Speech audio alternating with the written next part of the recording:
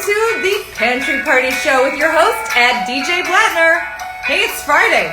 It is time to party, and we have a very special guest coming in. It's at 24lux_Sarah with an H. She's coming to the Pantry Party Show. What's her deal? Oh, she's a self-publishing queen. Can't wait to get started. Are you ready to get this party started? I know I am. The Pantry Party Show is about to begin right now. Hey everybody, it's your host, DJ Blattner. Very exciting. I'm wearing something that I found to be luxe. It's like glittery fabletics. So it's like some glittery outfit because our guest's handle is at 24lux_Sarah with an H. She is a self-publishing queen, so I thought I would try and dress up a little luxe. Let's get this party started. Let's get Sarah in here and see what she's got going for us. Gotta get my disco ball. Ready for it? Ready for it? Let's say hello. Oh my gosh. Hello! Welcome to the Pantry Party. Oh my god. Good to see you, girl, and welcome to the Pantry Party Show. I love your thing. When I was like, yes, I'm feeling this vibe. Here we go. Just so you know, the only other time I've worn this luxe fabletics top was to a costume party where it was like a futurist, and it had like those like two little things in my buns, space buns. Hey, have you ever done your hair in space buns? I have not, and I don't know how I have not ever, because I feel like I'm just an extra person in general, and I feel like I should have done that already. Yes. Now that it's short, I feel like they'd just be like little puffs anyway. I don't know. I'm a fan. I think I maybe gave you your first assignment from the Pantry Party Show is try space buns. Watch. I'll tag you later if I do it. Well, thank you. Here's the deal. I got to know about your handle first before we get into anything. Yeah. At 24lux_Sarah with an H. What's up with this? So it's probably not the greatest like branding move of my life, but I started the handle when I was a makeup artist. I was running my company 24lux, and I wasn't doing any of these other things, and so that's what I started as, to associate with my first business. And then as I started writing, I wasn't even thinking that I should have changed it to like just my name. And so I have 24lux_Sarah on all of my first books and everything. And I was like, well, I'm not going to change it now. Like, we're already in this deep. Because you're in this deep. Well, so then I guess that's a perfect parlay into what was your first business, your first baby to launch you into all of these books? Yeah, so I actually went to school. I have a bachelor's degree in early childhood, which a lot of people don't know that about me. I used to teach preschool for Head Start in the Detroit area, and I was doing that, and I loved beauty from a very young age. Like, I loved makeup and hair and all of these things, and my parents were like, no, you need to go to college. Like, don't do that. So I literally went to beauty school full-time while I was going to U of M Dearborn at night, because I was like, I want to do both. Watch me. Like, I'm one of those people. Like, tell me I can't, and I'm going to do it. So I literally was like teaching preschool during the week, and then I was working at a salon on the weekends, on Saturdays and Sundays, like working 7 days a week just to do something that I loved. And I finally got to a point that I was like, why am I doing this? This is ridiculous. I love kids. I loved teaching, but my heart just wasn't in that being in the classroom every day, writing lesson plans. It wasn't my biggest calling in life. Let's put it that way. So I left teaching and I started my business 24lux Hair and Makeup in 2013, which is a mobile bridal team. So we do weddings and events for hair and makeup. It's been so much fun. Like, that has always been my first business baby and everything. And I was doing that, and I kind of just thought that's what I was going to be doing. I started like a beauty YouTube channel. Like, I was doing all the things. And when I got sober in 2015, that was when... Hold please. Yes! I know. I just celebrated my 5-year anniversary a couple days ago. So I saw that. Congratulations. Thank you. Thank you so much. But yeah, when I got sober, that was when I first had this like, okay, now I've got to figure my shit out because I don't have alcohol anymore. So I started, seeing a therapist and doing the self-work. And I started writing almost as just like a therapeutic practice, because my first 2 years of sobriety were extremely rough. Like, I'll be completely honest, they sucked. Like, I had lost so much of myself and my lifestyle and who I identified as for so long that I was just like, oh my God, like, what am I doing now? So my therapist, well, first of all, I had a dream that I found a book on the floor and it was all pictures of me drunk in the book. And I woke up and I was like, I'm weird about like signs and shit. Yes, me So too, me too. Yes, I woke up like, am I writing a book? Like, what the hell is going on? I've never written anything longer than a college paper at this point. And I remember I went to see my therapist and I told her about it. And she was like so gung-ho. And she was like, you know what? If you don't ever do anything with it, you don't have to give it to anyone. No one has to read it. Think about how like good that would be for you though, to like get it all out on paper, like process all the emotions, go through everything and kind of navigate the feelings and the journey you were on. And so I wrote a book in like under 6 months and was a psycho and self-published it. And I just like fell in love with writing after that process. Like, obviously, like my friends and my family bought it, like, you know, because when you write it, they're like, oh my God, you did this, like, I'm gonna order it. But like when strangers started contacting me and being like, oh my God, I found your book on Amazon, or I found your video on YouTube about getting sober, I was like, what the hell is going on? Like, this is real. And I started realizing like how amazing it was to take your story and your experiences and your knowledge and the impact you have and to start sharing it with other people and finally seeing it come full circle of the impact it was having on other people's lives. And I just got so addicted to the process that I now have 9 self-published pieces on Amazon. I love it. Well, in all full disclosure in how you came to be on the Pantry Party Show is I saw somebody mention you somewhere and I was like, what's her deal? I'm like, I love her eyebrows. So I'm going to click on her bio. And so I clicked and I was like, excuse me? Who has 9 self-published books? She's the queen of self-publishing. I was like, I need to talk to this woman. She's so inspiring. I had no idea though. I mean, that is and you got hearts for that. People are giving you hearts because the truth is, I didn't even realize how inspiring you are. Now, doing 9 of anything is pretty damn cool, but it's like, wait a second, the story that you just told, I am like, I just need a minute to like process everything because there's so many life lessons in there. One being your very beginning of the story is like you had this passion in your heart and you were like, nobody's going to take this away from me. I'm going to hustle. I'm going to do whatever it takes to go to college and go to beauty school, do what I am passionate about. And you start this business that you think is your life because it's your life baby passion. Yep. And then all of a sudden you get signs from the universe that says, hey girl, you might want to cut out your drinking and get some coping tools going. So you do that. So now you're following your passion, even though people tell you not to. Right. Freaking get sober and think, I'm just going to write something about this, you know, to be cathartic for myself. People start clamoring onto it. You answer the call. You freaking answer the call. People are like, I need what you've got. You're like, okay, I'll write this one. I'll write this one. I'll write this one. I'll write this one. I'll write this one. I mean, so the first one, obviously, that you did is from your therapy session and getting sober. I'll show you. Oh, I got show the me stack the next baby. to me. Here's number 1. Oh my gosh. And how did you learn how to do the self-publishing thing? Like, I mean, that's incredible. Yeah, I'm an overachiever. I'm a bit of a workaholic, and I'm totally like a DIY person. Like if I can figure out how to do it myself, I'm gonna figure out how to do it. Like that's just me. And one of the reasons I decided ultimately to self-publish this book was number 1, I didn't want anyone to censor me or change my story. I love profanity, and I was like, I'm not taking the F word out of this title. Like, I'm sorry. Yeah. And so the other thing was I have followed Kara Alwaleva for years. I'm not sure if you know who she is, but she self-published almost all of her books from the beginning. Her most popular books are called Girl Code and Girl on Fire. Oh, yes. And yes, so when I started following her and I was just getting so inspired by what she was putting out, she released a story one day talking about how when she decided to leave her job at corporate, you know, and start writing, she got a book agent, like did the traditional literary agent, shopped it around to all the publishers, and she got told no 19 times. And she said, I decided finally, like, I can be my own yes. And when I heard her story, I was like, okay, I don't have the patience to wait for 19 no's, first of all. Like, I know how I am.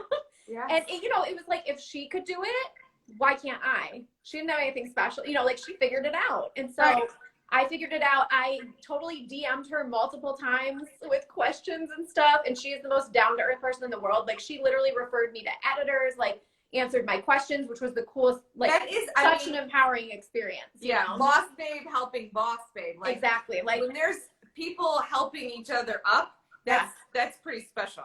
Absolutely. So she helped me with it a ton. I learned a lot of it on Google. I YouTubed a lot of things. It's my life. It's like, I don't know how to do anything. Just Google it. Google it. So I figured it out. And then after I did it once, I was like, well, I can do this again. And so I just kind of figured it out. I did outsource a few things, I'll be honest, because like creating a cover, I was like, I don't know how the hell to do this. I'm not a professional cover creator. Like it's not going to look as good if I do it. So I have always outsourced things like my cover creation, just because I'm like, I want it to look professional. Oh yeah. And I don't know. Covers are gorgeous too. That was a smart move. Yeah, yeah. They've all turned out amazing. I have all the women that work with me on my books. They're all women. I like call me a little sexist, but I'm like, no, I'm not working with men. I want all women on my team. Like lift each other up. Here we go. It's, I mean, incredible that you said, okay, I have this, like your therapist inspires you. You have a dream. You're like, okay, I'll do it. You have it. You're like, well, you know what? Instead of just having it as like a pamphlet or like a Word doc or something, you're like, I'm actually going to learn how to self-publish this. So you do it, you put it up. Now, how do 8 and counting follow from doing that first one? I brought these here just so I could show you. Yes. Like, here they are. I love it. That's a disco ball also. It's a disco ball. Like, come on, girl. Like, that's, so I understand that you liked writing. So you were like, oh, I like this. I understand that you were moved by the purpose that people were reading it and getting helped by what you said. So that I'm sure fuels your fire. Yes. You actually figured out how to self-publish on and do it on Amazon that people would buy. So it's like, okay, I know how to do this. I'm going to keep doing it. But where do you get your inspiration from to keep after it? It's one thing to like want to do it. It's another thing to like have something to talk about. Right. I love creating things. And I will say, like, if you read my books in order, you can literally watch my growth through them, which I think is the coolest thing ever. I have that in my books. I also have it in my YouTube videos because I started filming YouTube videos when I was 30 days sober, and I made one for every milestone. But if you take my books, literally, you can like watch me grow and change through the writing. Like it's crazy because sober as fuck, I'm like vulnerable, struggling, trying to figure my shit out. And then like my second book was called Inner Bloom. It's a little bit more personal development where I just went on this relentless journey to create my best life in sobriety. And then I have like Sober as Fuck, the workbook, because I wanted to give those people that were responding so much to the book a tool. Yes. I made a planner and tracker for Sober as Fuck because I'm like, here's another tool. Like in sobriety, like you cannot have too many things on your tool belt to help you and support you. So I wanted to do all those. I did a couple shorter, like quick read books where they're more, I like to call them like coffee table books, but like you can totally read them in a day or two. I like that. And that's the thing, because not everybody likes to do long novels. It would take me much longer to write them. So I like that I can kind of switch it up a little bit and give people something different. But yeah, you can literally like watch my growth through them, like going through like the personal development journey and like becoming empowered as a woman. And like my last book I just put out is called Not Sorry, and stepping into being like fully unapologetic as a woman. So like you can really watch me grow through them if you read them, because I do so much storytelling in them and I use so many of my life experiences so that people are like, oh my God, yes, like I totally relate to that. I did something just like that too. I felt that way. And I find that that's what gives people such connection, that when I put out a new book, they're like, oh my God, yes, I'm ordering it, because I am so open about my life experiences in them. Well, I mean, that's the word that just keeps, I mean, it's overused, but it's like so appropriate for what you're talking about. This is what authenticity is. Yes. Loyal Queen 178 is saying a hello. You've been getting hearts the whole time you're talking. Because, I mean, it's cool that you're like, I'm inspired by, not like anything other than what I'm dealing with, because I know if I'm dealing with it, other people are dealing with it. What caught my eye, so of all of your books that I was looking at, and I was like, wow, I can't believe she's self-publishing all of these books and she has all this content. This newest one really caught my eye because it is a pet peeve of mine as an empowered boss babe woman. Yes. Of all the freaking sorries I hear people say. I'm like, do not apologize for it. There are things to apologize for, but it's probably one millionth of what we need to be apologizing for. So that caught my eye. And so this part of your development, this part of your life, the not sorry, talk a little bit about like where that came from. So I feel like I was on this whole, and I mean, like, I feel like we can all relate. Like, we use all the boss babe quotes and the hashtags, and we're like, yeah, I'm living this life. Like, look at me go. Like, and we do this all the time. And I found that there was so many women, like myself included, that were sharing the quotes, posting the pictures, you know, oh my God, living my best life. Like, my podcast is called Her Best Fucking Life. Like, we're all doing this. But then at the end of the day, I was finding myself in moments where I was still apologizing for things, or I was still allowing people to tell me I was wrong about something, or they didn't like something I was doing, and I was taking it to heart. And I was starting to question, like, oh my God, am I being like that? Like, should I not do this? Should I not say this? And really, like, still questioning it while also claiming I was living my best life and being unapologetic. And so I just saw this like back and forth where it was finally like, I'm done. Like, I'm done caring about other people's judgments. I'm done caring about what other people's opinions about my life are. I'm done with people telling me I should censor myself and not swear so much. Like, if I had $1 for every time, oh my God. But I just got to this point where I was like, you know what? Like, I am in my early 30s. Like, I'm not in my 20s anymore. Like, I'm coming into a woman. Like, I run businesses. Like, I'm designing a life I love to live. And there's nothing about that I need to be apologizing for doing. And so it became this whole like kind of like middle finger to the world, to the people judging, to the people criticizing, attacking, bringing others down, and being like, no, like, F this, I'm going to do this my way, and I'm going to live my life the way that feels best to me. And if I'm not doing anything malicious, I'm not harming you, I'm not doing anything wrong, then what do I have to apologize for, and what do I have to change? Nothing. Hey, here's what I got to say. Preach. Period. Preach. I mean, it's beautiful. And the other thing that I find is very interesting, some of my favorite books, whether I'm writing them or reading them, it is because of frustration in the world that you are feeling, that you were like, oh, this is making me so like irritated. That it's like, those are some of the best passion projects out there, because it is, like we said, like this middle finger to the world. And we all are feeling it. Oh my gosh, I just love that so much. How authentic your material is. Now, do you have like a timeline? Like, you're like, I mean, if you're doing 9 and you keep on writing these, like, are you, you know, every year I want to do one, or every, you know, like, do you have something that goes on in your brain as like a, you know, a thing that how many you want to do or something? I feel like I always have at least 1 or 2 ideas in my head of what I want my next book to be, like at all times, not necessarily that I'm working on them or anything. Yep. But I'm just very like go with the flowish about it. Like, I wait until I feel like I'm in that season and I really have a lot of things to talk about with it. Obviously, some of them did not take as long to write. So some of them were a little bit shorter, like workbooks. There wasn't as much writing in them. But when I do my longer books, it's definitely when I'm in like that season of life where I have a lot of experiences I want to talk about, a lot of things I want to share, a lot of growth that I've experienced. And so they don't always take as long, but speaking of like the timeline, I actually just launched, and I'm like, it's in the first session right now. So like, it's not open to join, but someone finally asked me like, why aren't you teaching people how to do this? And I was like, why am I not teaching people how to do this? Like, great question. And they were like, you literally have done it 9 times now. Like, you've got the expertise, like you're doing it quick, efficient. Why are you not teaching this? So I actually just started a couple weeks ago, our first round. I created Rebel Writing Academy, where I'm taking women through a 12-week program to write the content for their first book. And I've got 6 women. I mean, it's amazing. I have 6 women going through it with me right now. And I plan to run it again like in the fall after I'm done with this group. But it has been the coolest freaking thing ever, because there is a way I organize my writing that definitely helps me do it quicker. And I can tell from my first books, when I wasn't doing this strategy, how all over the place and stressed out and anxious I was. And now that I've got this kind of like streamlined process for the whole thing, I can get them out in a couple months, which some people might think is crazy, but like, it totally is possible if you're willing to commit and put in the work. So yeah, it's genius. I love that. Again, this is another answer the call. Okay. So it's like, people are like, hey, can you help us do this? You know how to self-publish. Okay. Yeah. Remember how many times you Google stuff. Remember how many DMs you had to do. Remember all of that drama at the beginning of trying to figure it out.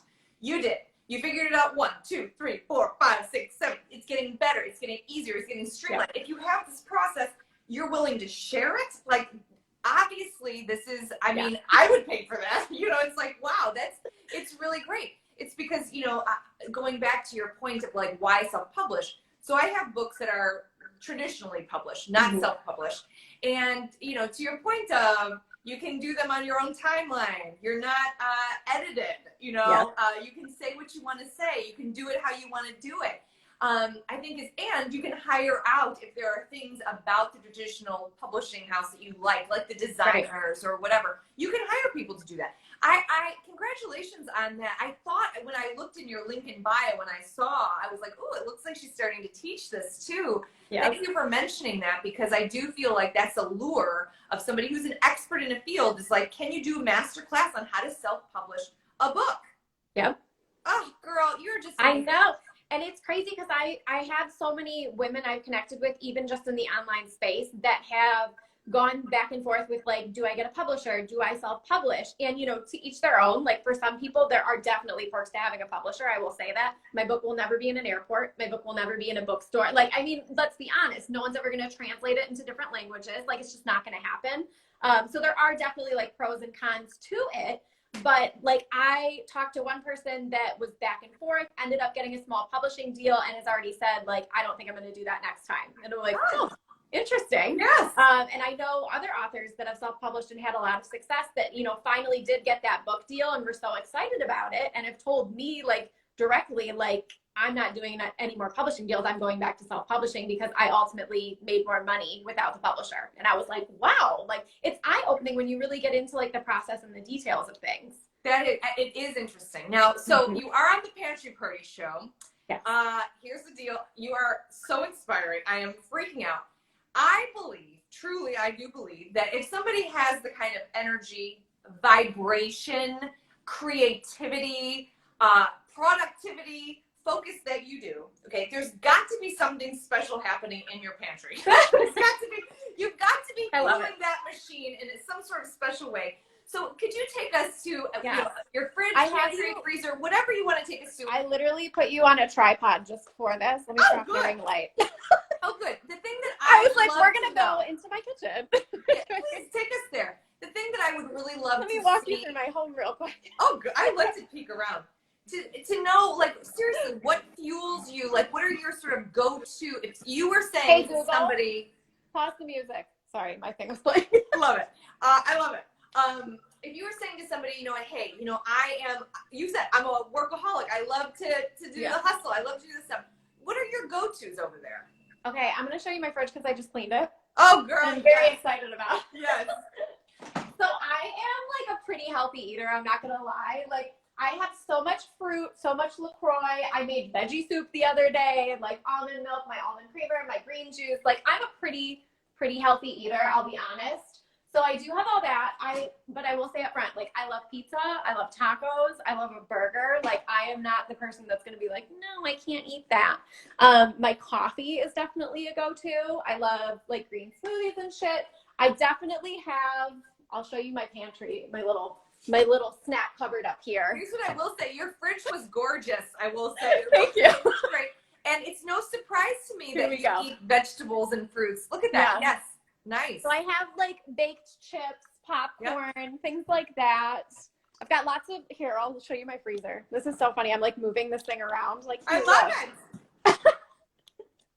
Can we see my freezer? I've got Halo Top, frozen bread, chicken, lots of veggies down here.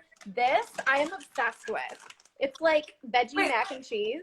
I've never had it. That's oh my god, fun. It's so good. It's so good. But yeah, I'm actually like a pretty big. I love my kitchen. Like, part of the reason we bought this house was for this kitchen. Like, I actually really love cooking. Let me adjust you. I love cooking. When I got sober, I almost became kind of like obsessed with cooking for a little while because it became like kind of a like I want to like nourish my body, but it also became such a like relaxing practice to like cook a meal and like all these things. I will say, like, I'm not as good of a baker. Baking is definitely not my forte. I'm definitely more on the cooking side of things. Well, so why? So here's the thing. It doesn't surprise me that you eat well because I do believe you need to do that in order to do all the things that you're doing. Okay, so I'm not surprised about that. But like, where is your, did it all start when you were becoming sober? Why would you care so much about what you're putting in your body? Like, where does that come from? Yeah, I write about that in Sober as Fuck because when I got sober, it was like I realized how much my body changed when I stopped abusing alcohol and drugs.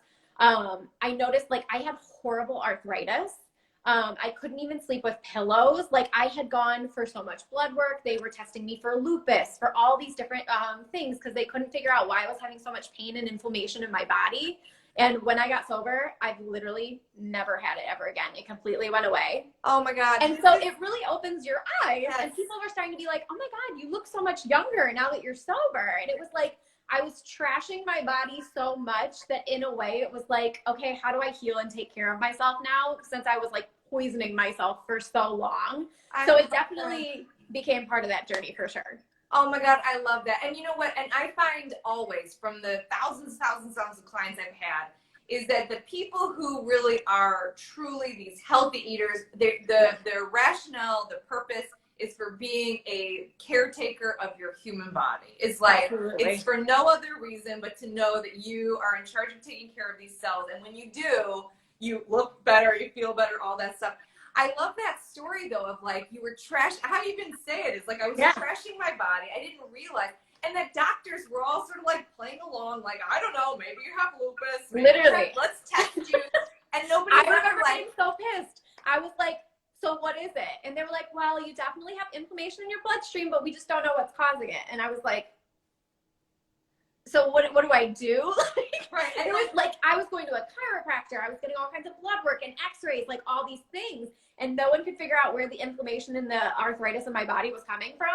And I swear to God, like stopped drinking and have literally never had an issue with it ever again. This is, I get chills when I hear people talk about this because it's like what you're putting inside of your human body is what's causing inflammation, people. It's like, so it's like unfortunate that it's like what's causing it, that the first answer wasn't your lifestyle. Yes. How you're choosing to put things in your mouth. But you figured it out just like you would. You figured everything out. Come on. You figured it out. I love it. So if you had to say, on the Pantry Party Show, I sort of like people to have like a takeaway, like one homework assignment kind of thing. Is there something that like you legit, even when quarantine and everything, that is just a go-to that you feel like on your most creative, productive days, this is an ingredient for you, or this is a meal for you, or a snack for you? I go between like a green juice / smoothie. And if anyone follows me, they know this because I literally post it almost every day. I freaking love, I use an egg and a half. I use 1 egg and 1 egg white, and I get organic wheat toast, and I make my little egg in my olive oil, and I get everything but the bagel seasoning, and I do that and fruit pretty much every morning. I get organic blueberries and raspberries, and that's like my go-to breakfast when I'm not doing a green smoothie or whatever. But I love eggs. Like my husband cracks up all the time. He's like, you eat eggs like a psycho. I'm like, I have eggs almost every day. So it's brain food, right? Yeah. So really thinking about you leaning toward, if you're going to say, hey, I want to have a productive day where I'm on, it is going to be something with an egg, and it is going to be something with produce, like your either greens or your fruit. And that combination you do mostly because you end up feeling like those are the foods that fuel you the most. Yes, absolutely. Oh my God. I absolutely love it. So what's next for @24lux_Sarah? Like, okay, is it really just not so much about what's next? Because I kind of actually, that should be a book that I write. It's actually a pet peeve of mine when people are like, well, what's next? It's like, hey, live in the now, mother. Yes. Because I'll tell you what's next. What's next is enjoying where you're at with your new frickin' book.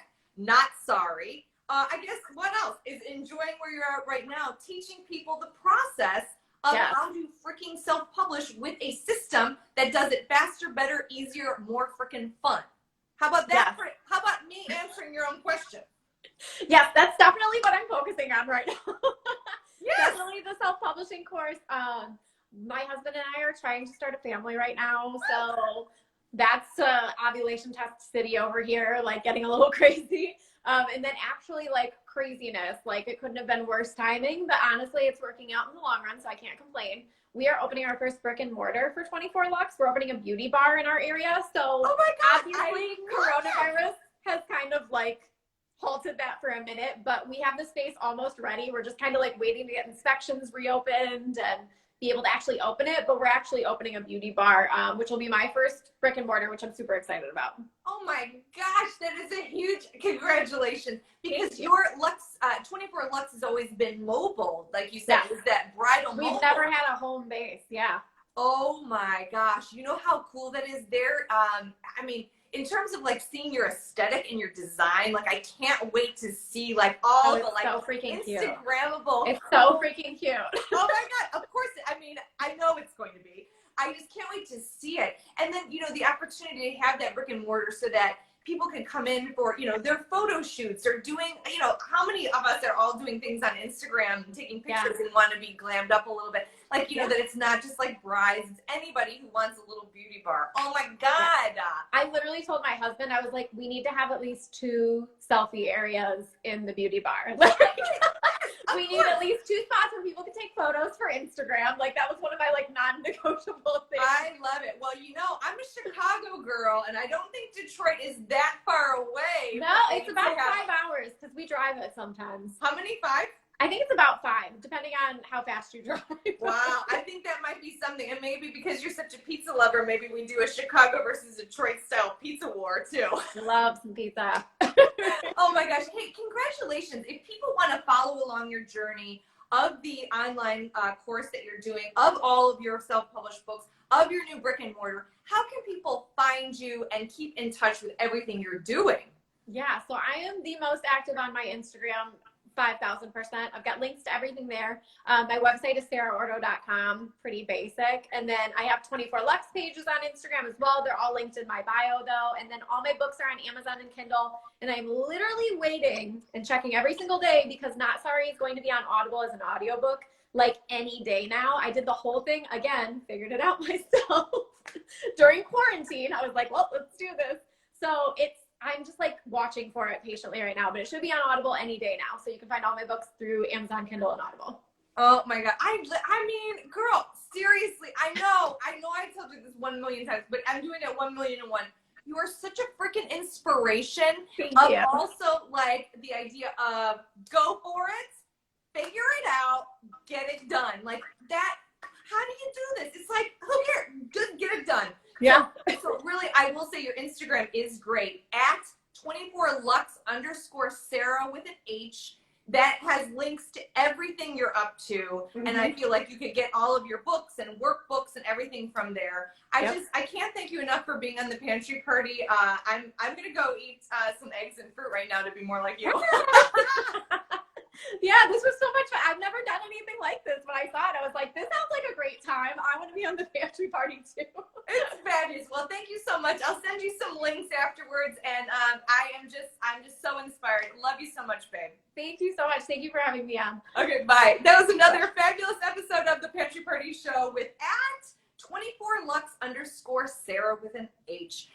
She's a self-publishing queen, but she's now got a brick and mortar company that is all about beauty. She has a mobile beauty company. She's teaching online courses of how to self-publish. I mean, come on. That is, I just had that. Wait, let's just take a deep breath here. Whew, that's a lot. That girl is so inspiring. If you're not following her, you have got to. Like, I am a hashtag fangirl, and that's actually how she wound up on the Pantry Party Show. I found her on Instagram and immediately was girl crushing all over her. So anyway, what a wonderful way to end the week. Very, very, very inspiring. And stay tuned next week on Monday. We have a Pantry Party with a very special guest. So have a fabulous weekend. Until next time, sending you high immunity vibes, big love, and lots of kisses.